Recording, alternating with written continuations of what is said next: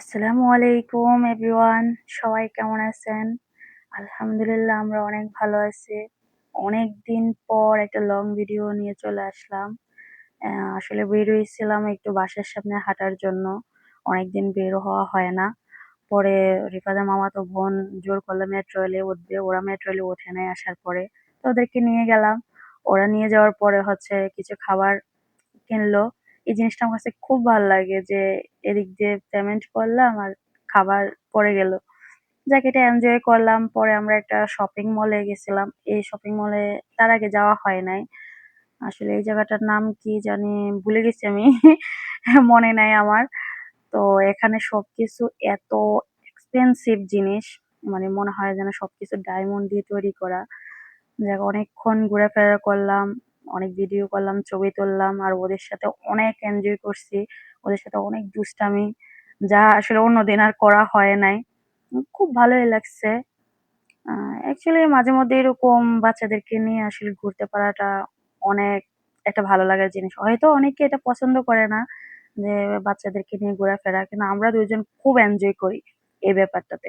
তো আমরা এখানে এই যে এখানে মিরর আছে, অনেকক্ষণ আমরা একটু দেখলাম, আমি হিজাব ঠিক করলাম।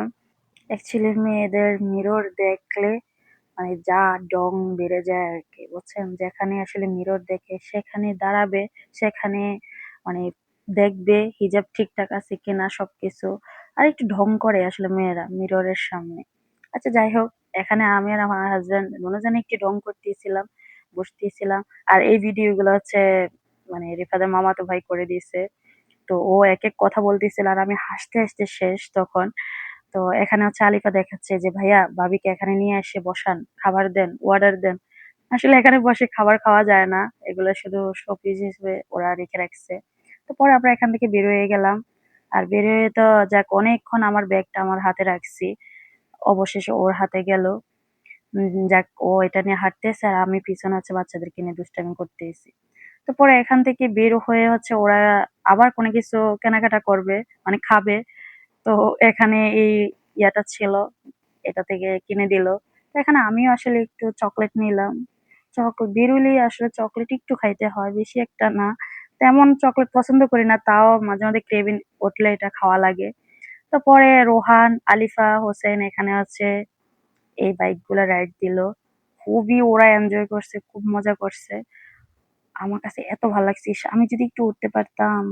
মানে ওদেরকে দেখলে আমার মন চায় ছোটবেলার শৈশবে ফিরে যাই।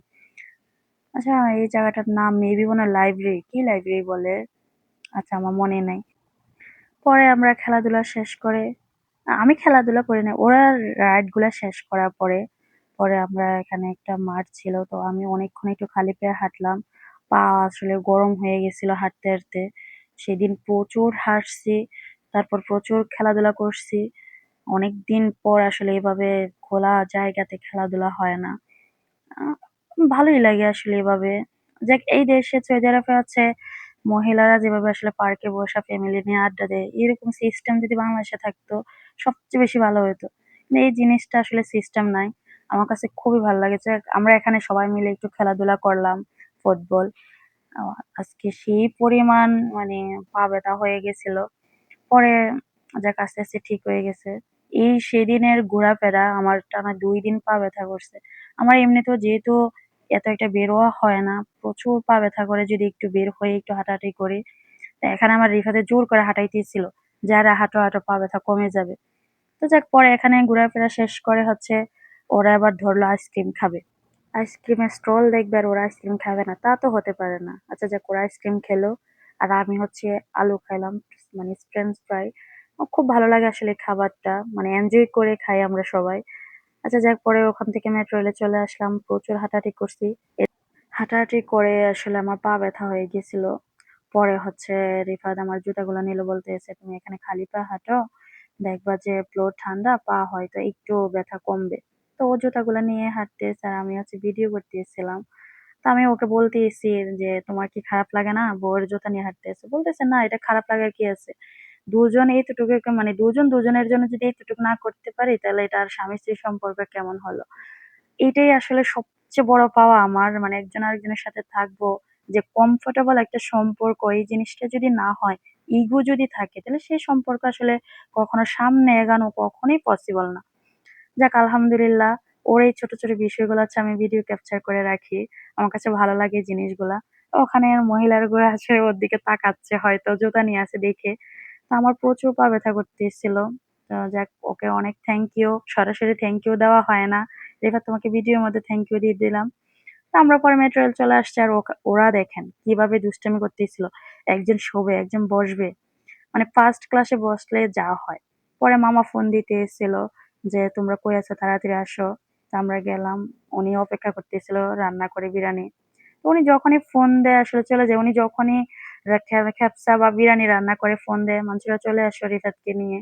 আমার কাছে এই ব্যাপারগুলো খুবই ভালো লাগে। এনজয় করি। ১ম মানে জানতাম না যে মামা খুব ফ্রি মাইন্ড। মামার অনেকগুলা ভিডিও আছে। এগুলা আস্তে, আস্তে আপলোড দিব। সবাই ভালো থাকবেন, সুস্থ থাকবেন, আমাদের জন্য দোয়া করবেন। আল্লাহ হাফেজ।